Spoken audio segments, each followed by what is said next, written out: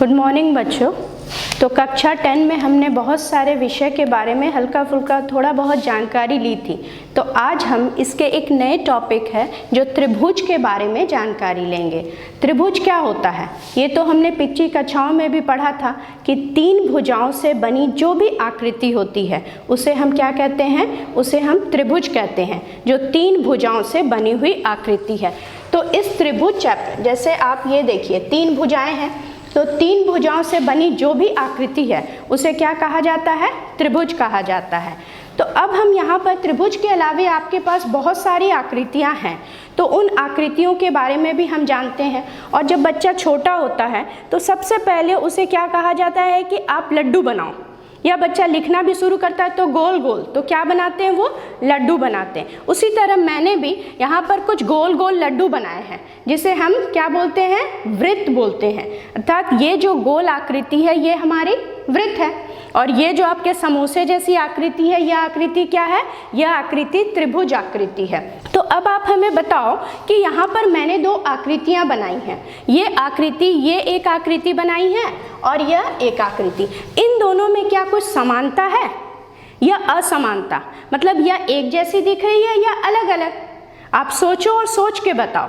फिर यहाँ पर भी मैंने दो आकृतियाँ बनाई हैं, ये दोनों आकृति में क्या है, इनका हम दो चीज़ देखेंगे। सबसे पहले दो चीज़ पर हम कि पहला इनके आकार को देखेंगे जिसे शेप कहा जाता है, आकार। इन दोनों आकृतियों के आकार को देखा जाएगा तो आकार क्या है, तो इनका आकार क्या है, समान है। तो यह आकार हुआ समान, ठीक है। तो यह आकृति के ये दोनों आकृतियों का आकार समान है। फिर ये दो त्रिभुज हैं, इनका भी हम देखते हैं कि आकार क्या है, तो दोनों समान है। थोड़ा बहुत फर्क है क्योंकि मैंने नाप के नहीं बनाया, लेकिन एक जैसा एकदम आकार क्या है, एक गोलाकार है तो दूसरा भी गोलाकार है, एक त्रिभुज है तो दूसरा भी त्रिभुज है। अब दूसरी चीज हम लेते हैं इसके आमाप को, आमाप अर्थात इसके साइज को लेते हैं कि उनका साइज कैसा है। आप देखो देखने में एक जैसे हैं, ऐसा नहीं कि हम आपको ये वाला दे दें दूसरे को ये वाला, तो झगड़ा नहीं होगा, नहीं होगा। तो इनका हम कह सकते हैं कि इन दोनों का आकार भी क्या है, इन दोनों का आमाप भी समान है। अर्थात इनका साइज और शेप ये दो पॉइंट्स है, ये दो बिंदु पर हम देखेंगे। पहला हम इनके आकार को देखेंगे और दूसरा इनके आमाप को देखेंगे। तो इनका हम देखते हैं कि ये समान आकार के हैं और समान आमाप के हैं, ठीक है। अब यहाँ पर मैंने कुछ और भी आकृतियाँ बनाई हैं। देखो कितने सारे यहाँ पर बहुत सारे वृत्त हमने बनाए हैं। एक ये है, ये दूसरा है, यह तीसरा है, ये चौथा है। तो इस चित्र में और इस चित्र में इन दोनों में क्या फ़र्क है, तो यह जो चित्र है, इस चित्र में क्या हो रहा है, हम देख रहे हैं कि इनका जो है ये देखने में तो एक जैसे ही दिख रहे हैं ना, ये देखने में एक जैसे हैं, लेकिन इनका क्या है, साइज चेंज होते जा रहा है। ये छोटा है, फिर ये बड़ा, फिर ये बड़ा, फिर ये बड़ा, मतलब ये फ़र्क है, सिर्फ साइज का फ़र्क है। अगर हम इसको बनाने देंगे तो आप एक जगह नहीं, आप अलग अलग जगह लेंगे। एक छोटा बना तो उसके बाद मैंने ऐसे बनाया, फिर ऐसे बनाया, या आपको जो मैं बनाने दूंगी उसके वो जैसा दिखेगा। अगर मैं कहती हूँ कि आप इसे कॉपी में बनाओ, तो कॉपी में आप बनाओगे तो नाप के नहीं, आप बना रहे हो मतलब इस जैसा बना रहे हो, लेकिन इनका साइज क्या है, वो अलग हो जा रहा है। वो दिख रहा है कि इसका आकार, तो ये दिखने में कैसे आकार के हैं, तो इनका आकार तो समान है, इनका आकार समान है, लेकिन आमाप मतलब इसका साइज आप देखिए, या तो ये बढ़ रहा है या घट रहा है, या हम कोई दो ले लेते। इन दोनों के बीच में क्या फ़र्क है कि ये दोनों का आमाप अलग अलग है, तो आमाप हो गया असमान, मतलब ये अलग है। तो ये दोनों में फ़र्क ये है कि सिर्फ इसके साइज में फ़र्क हो रहा है, इसका साइज बड़ा है या छोटा है, पर दिखने में वो एक जैसे हैं। वैसा ही एक त्रिभुज यहाँ बना, मैंने एक और त्रिभुज बना दिया। यहाँ पर देखो तो ये दोनों त्रिभुज भी क्या है, दिखने में त्रिभुज एक जैसे हैं, लेकिन एक जैसा आकार है, मतलब वो त्रिभुजाकार है, लेकिन उसका जो साइज है वो आमाप अलग अलग है, वो साइज में फर्क हो जाता है। तो यह जो साइज में फर्क होता है इसी को कहा जाता है समरूपता। मतलब रूप तो एक है लेकिन उसका जो आकार है वो अलग अलग होता है। तो ये दो चीज मैंने यहाँ पे बताया। पहला कि ये आकृति है जिसमें आकार तो समान है और आमाप भी समान है, तो इसे क्या कहेंगे, मतलब वो हर तरह से समान है, उसका सर्व अंग समान है। तो अगर सर्व अंग समान होता है, सभी अंग समान है, कहीं से कोई फर्क नहीं दिखता है, तो उसे हम क्या कहेंगे, उसे हम कहेंगे सर्वांग समता, जिसे अंग्रेजी में कॉन्ग्रुएंसी कहा जाता है। मतलब एकदम बिल्कुल एक जैसे, हर अंग उसका एक जैसा है। अब है समरूपता है। समरूपता किसे कहेंगे, क्या फर्क है, ये जो दूसरा वाला जो हम बताएं जिसमें आपने कहा कि आकार तो समान है और आमाप असमान है, मतलब साइज में फर्क हो रहा है, तो उसे कहा जाता है कि रूप एक जैसा है, दिखने में एक जैसे हैं लेकिन एक नहीं है, एक जैसे हैं, उसे कहते हैं समरूपता, मीन्स सिमिलैरिटी, सिमिलैरिटी। तो यहाँ पर आप ये चित्र में भी देखो, मैंने एक और बनाया, ये छोटा छोटा छोटा, आप भी एक छोटा डब्बा बना दो, तो ये लग रहा है ना एक जैसे है, एक तो नहीं है। अगर हम पेपर में भी कटिंग करेंगे तो आपको लगेगा कि अलग अलग वो जगह ले रहा है, वो अलग अलग जगह ले रहा है, पर दिखने में एक ही जैसा है। वो हो तो रहा है चतुर्भुज, या यहाँ पर वो त्रिभुज बन रहा है, पर उसका शेप क्या है, उसका शेप सेम है लेकिन साइज अलग है। तो इसे हम क्या कहेंगे, इसे हम समरूप कहेंगे। रूप समान है पर उसका साइज अलग अलग है। तो आप यहाँ पर दो चीज, पहला तो ये जो थे ये सर्वांग सम है, उसे हम समरूप कहेंगे कि नहीं कहेंगे।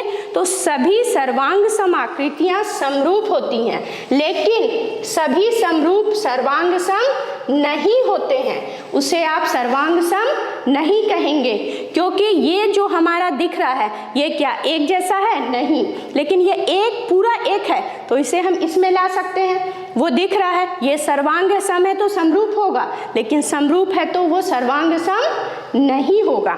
जैसे मेरे पास अभी तो आप देखिए, ये हमारे पास मार्कर है, ये दो रखे मैंने, ये दोनों आप देखिए, ये दोनों बिल्कुल एक जैसे हैं, तो इसे हम क्या कहेंगे, ये सर्वांग सम है, मतलब हर तरह से समान है। लेकिन अगर हम इसी का बड़ा रूप मान लेते, इतना बड़ा मार्कर है हमारे पास और ये एक मार्कर है, दिख रहा है ना, एक जैसे सब कुछ है। अगर हम काला ही लेते हैं तो आपको बिल्कुल एक लगेगा, ये देखिए एक जैसे दिख रहे हैं, लेकिन इसके साइज में फर्क है। रूप एक जैसा है ना, रूप एक है लेकिन साइज में फर्क है, तो इसे हम क्या कहेंगे, समरूप कहेंगे। और अगर ये दोनों लिया जाए, ये बिल्कुल एक जैसा है, सर्वरूप समान, तो इसे हम क्या कहेंगे, इसे हम सर्वांग सम कहेंगे। तो बच्चों अब ये तो आपने समझ लिया कि समरूपता क्या होती है। अब मैं एक छोटा सा प्रश्न सिर्फ जानने के लिए आपसे कह रही हूं कि अगर आपके पास वृत्त है, सभी वृत्त, अब आप बताओ वो क्या है, समरूप है कि सर्वांग सम है? अब सोच के बताओ, आपके पास बहुत सारे वृत्त दिए हुए, वो समरूप कहे जाएंगे कि सर्वांग सम? अलग अलग है, उनकी त्रिज्या अलग है, पर वो दिखने में तो गोला ही है, तो उसे हम क्या कहेंगे, उसे हम समरूप कहेंगे। ठीक है। और अगर मैं समबाहु त्रिभुज लेती हूं, सभी समबाहु त्रिभुज,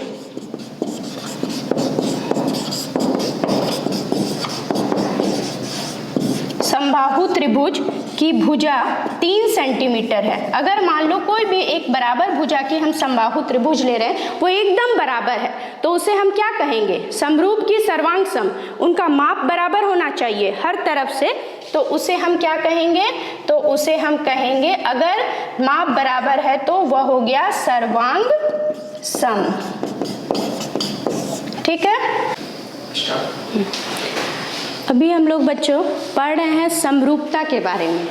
तो समरूपता जो मैंने अभी आपको इतना बताया कि समरूप का मतलब क्या है कि आकृति का उसके दो पहलू हैं। समरूपता में दो पहलू मैंने बताए। एक, आप कोई भी चित्र को जब हम लोग देखते हैं समरूपता या सर्वांग क्षमता में, तो दो चीज़ें देखी जाती हैं। एक तो उनकी आकृति देखी जाती है और दूसरा उनका आकार देखा जाता है।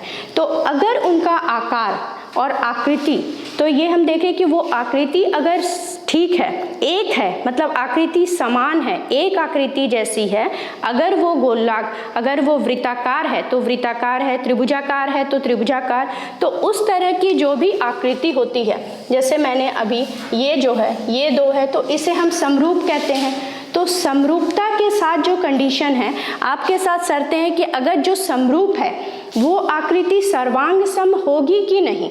तो आप उसमें दो पॉइंट से अगर आप देखते हैं कि उनका आकार और आमाप, पहले तो आकार को देख लें फिर उसके आमाप को देखें। अगर वो दो चीज़ें समान हैं तो हम उसे क्या कहेंगे, सर्वांग सम कहेंगे। मतलब समरूप वाली जो भी आकृति है, अगर उनका आकार भी समान होता है और आमाप भी समान होता है तो उसे हम क्या कहेंगे, सर्वांग सम। मतलब वो आकृति सर्वांग सम हो गई।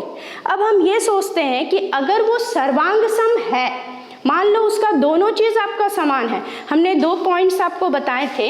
एक पॉइंट है, अभी हमने इस बारे में जिक्र किया, एक आकार लेना है और एक हमें आमाप लेना है। तो आकार और आमाप अगर ये दोनों सब हैं तो उसे तो सर्वांग सम कहा जाएगा। तो समरूप जो आकृति है वह सर्वांग सम होगी कि नहीं होगी। अगर सर्वांग सम हो भी सकती है और नहीं भी हो सकती है। अगर उनका आकार के साथ साथ आमाप भी है तो उसे हम क्या कहेंगे, सर्वांग सम कहेंगे। मतलब समरूप कुछ आकृतियां जो हैं वो सर्वांग सम भी हो सकती हैं, बशर्ते आपका आमाप भी बराबर होना चाहिए। और अगर वो सर्वांग सम है तो निस्संदेह उसका आकार भी समान है और आमाप भी समान है, तो उसे तो हम समरूप कहेंगे ही। इसीलिए जो समरूप है वो सर्वांग सम हो भी सकती है और नहीं भी हो सकती है, बस शर्त है कि उसका आमाप भी समान होना चाहिए। और जो सर्वांग सम है वो तो समरूप होगी ही, क्योंकि उसका हर कुछ समान है, उसका सब रूप समान है, सब अंग समान है, तो उसे हम समरूप कहेंगे। अब हम आते हैं कुछ ज्यामितीय आकृति जो है, ये आकृति है, इस आकृति ये हमारा क्या है, ये दोनों चतुर्भुज है। तो ये दोनों चतुर्भुज में हमने उसके भुजाओं का माप लिखा हुआ है, उसके इस कोनों का माप भी लिखा हुआ है। तो इन दोनों में हम देखते हैं कि इसमें ये ABCD यह एक चतुर्भुज है। दूसरा चतुर्भुज हमारा क्या हुआ, PQRS, ये दो चतुर्भुज है। अब हमें देखकर, ये तो हम देखकर समझ के, देख के तो नहीं बता सकते, गणित तो है कि वो माप पर निर्भर करता है, वो है कि उसकी सत्यता अगर हम प्रूफ कर दे, सत्यता की जांच कर ले, तभी वो बताता है कि यह सही है या गलत है। सिर्फ देखकर आप यह नहीं बता सकते कि यह समरूप है या नहीं है। तो अब हम क्या करते हैं, इस चतुर्भुज में आप देखिए कोण A का माप इस चतुर्भुज में P, मतलब संगत आपको लेना है। अगर आपने इसमें A लिया तो इसमें P लेंगे, B लिया तो Q लेंगे, इसका C कोण लिया तो इसका R लेंगे, इसका D लिया तो इसका S लेंगे। मतलब आपको संगत लेना है, ठीक उसी जगह पर। ऐसा नहीं है कि आप A लिए तो इसका आप R लेंगे, यह नहीं। तो हमने A लिया और यहाँ का P लिया, तो इसका माप कितना है, 105 डिग्री, ठीक है। यहाँ भी 105, यहाँ पर भी 105। अब हमने B और Q लिया, उसका माप कितना है, 100 डिग्री, ठीक है। फिर यहाँ पर C और उसका R है, वो कितना है, 70 डिग्री। फिर यहाँ पर है कोण D और इसका कोण S, तो 85।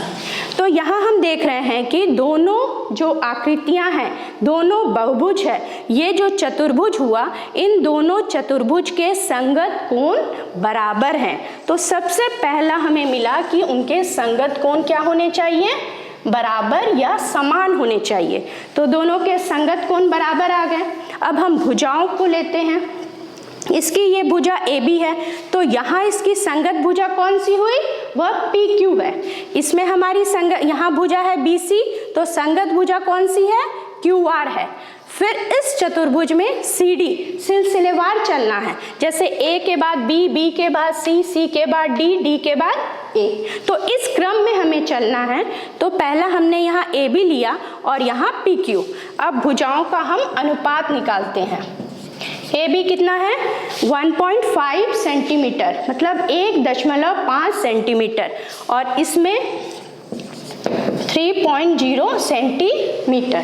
ठीक है, अब सेंटीमीटर सेंटीमीटर कट गया, दशमलव हटा, 15 एकम 15, 15 दूनी 30।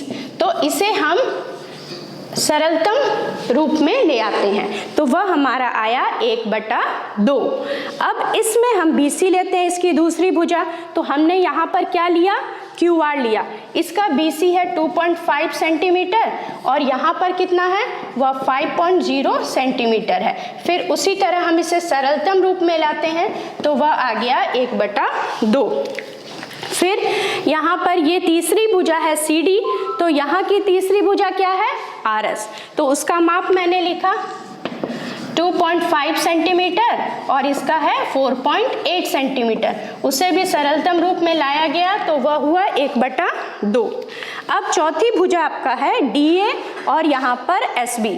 ये है 2.1 और DA कितना आया 2.1 सेंटीमीटर, और यह भुजा आई हमारी 4.2 सेंटीमीटर। तो उसे हमने काटा, यह आ गया 1/2। तो बच्चों, हम ये देख रहे हैं कि इन दोनों चतुर्भुज में भुजाओं का अनुपात जब लिया जा रहा है, तो भुजाओं का अनुपात एक सरलतम कोई भी संख्या, जो जैसे यहाँ हमारी 1/2 आ रही है, अन्य चित्रों में वो अलग भी हो सकती है। तो 1/2, 1/2, 1/2, 1/2, मतलब संगत भुजाओं का अनुपात क्या आ रहा है, बराबर। तो यहाँ पर है संगत भुजाओं का अनुपात भी समान या बराबर। तो हम 2 पॉइंट पर आते हैं हमारे पास। एक तो है कि आपके संगत कोण बराबर होने चाहिए। ये दिख रहे हैं हमारे संगत कोण, मतलब इसका अगर A है तो इसका क्या होगा P, इसका अगर B कोण है तो यहाँ पर हम क्या लेंगे Q, और इसमें अगर C मैंने लिया तो यहाँ पर मैं क्या लूँगी R, और यहाँ अगर हम D लेते हैं तो यहाँ पर S, और उनका माप जो है वो बराबर होना चाहिए। पहला तो संगत कोण बराबर होने चाहिए। तो ये समान कोणिक, इसे हम क्या कहेंगे, समान कोणिक मीन्स इक्वी एंगुलर। समान कोणिक को कहा जाता है इक्वी एंगुलर। इट मीन्स क्या हुआ कि आपके एंगल्स सेम होने चाहिए। जो भी आप चतुर्भुज ले रहे हैं या जो आकृतियां आपने ली हैं, उसके जो संगत कोण है, corresponding angle should be same. सारा जो कॉरस्पॉन्डिंग एंगल है इससे और उससे जो मिलाता हुआ जो एक ही जगह पर, वो बराबर हो। दूसरा, संगत भुजाओं का अनुपात बराबर होना चाहिए। तो AB/PQ, BC/QR और CD/RS और DA/SP, इनका अनुपात क्या है, बराबर। तो इसे हम बोलते हैं समानुपातिक। मीन्स इसका प्रपोर्शन जो है, जो अनुपात आता है, वो अनुपात भी क्या होना चाहिए, बराबर। तो इसे कहा जाता है समानुपातिक, मीन्स इक्वल प्रपोर्शन। उसका जो अनुपात है वो बराबर होना चाहिए। जो भी साइड्स है या जो भी भुजाएं हैं, उनका अनुपात बराबर। तो हम इस पर आते हैं। हमारे पास 2 कंडीशन है समरूपता के लिए। सबसे पहला रूप पहला होगा जो आपका संगत कोण बराबर होने चाहिए। दूसरा, वो संगत भुजाओं का अनुपात भी क्या होगा, बराबर हो। अगर ये 2 शर्तें वहाँ पर आ जाती हैं तो हम निस्संदेह कह सकते हैं कि ये दोनों आकृतियाँ समरूप है। तो अब उसे लिखेंगे कैसे? ये 2 आकृतियाँ तो समरूप हैं, उसे हमें लिखने का तरीका क्या है? तो हमारा चतुर्भुज हुआ ABCD, वह समरूप है चतुर्भुज PQRS। समरूप में जैसे सर्वांग समता का हमने इस तरह से बनाया था, तो समरूप का क्या है, इस तरह से आप उसको दिखाएंगे कि यह आकृति ABCD वह समरूप है PQRS। तो बच्चों समझ में आया ना, 2 आकृतियां कब समरूप होंगी? दो चतुर्भुज या बहुभुज, दो चतुर्भुज समरूप होते हैं जब उनके संगत कोण बराबर होते हैं और भुजाओं का अनुपात भी क्या होगा, बराबर होगा। तो इसी के लिए मैंने एक और चित्र बनाया। ये दोनों चित्र, ये दो बहुभुज है, या बहुभुज में 4 से अधिक भी हो सकते हैं, यहाँ चतुर्भुज में आते हैं। तो यह चतुर्भुज है PQRS और STUV। तो ये दोनों में आप देखिए आपका क्या, इन दोनों, ये जो दो कंडीशन है आपके पास, पहला कोण है और दूसरा संगत भुजाएं हैं, तो वो दोनों में से कौन सा कंडीशन आपके पास है। यहाँ आप देख सकते हैं कि ये कोण और ये कोण, ये तो एक नहीं है, आप माप के भी देख सकते हैं, ये 90 है तो ये अधिक कोण है, ये समकोण है, ये भी समकोण, ये भी समकोण, ये भी समकोण। यहाँ सारे कोण या तो अधिक कोण है या न्यून कोण, तो कोण बराबर नहीं है, तो पहला कंडीशन ही हमारा नहीं हो रहा है, तो हम इसे कहेंगे, तो इसे हम नहीं कहेंगे समरूप। दूसरा भी चेक करते हैं, भुजाओं का अनुपात, तो वो देखिए ये 1.5 है तो ये 3 है, ये 1.5 है, ये भी 3। तो ये आप देख रहे हैं कि हर भुजा में ये, इसका अगर हम अनुपात निकालते हैं 1.5/3, तो अनुपात तो बराबर आ रहा है लेकिन कोण बराबर नहीं है, तो इसे हम समरूप नहीं कहेंगे। उसके लिए आपका दोनों कंडीशन सेटिस्फाई करना चाहिए, मतलब दोनों शर्तें आनी चाहिए, पहला कोण बराबर होना चाहिए और दूसरा संगत भुजाओं का अनुपात। तो अगली कक्षा में बच्चों इसी से संबंधित हम एक प्रमेय पढ़ेंगे जिसे थेल्स प्रमेय कहा जाता है। धन्यवाद बच्चों।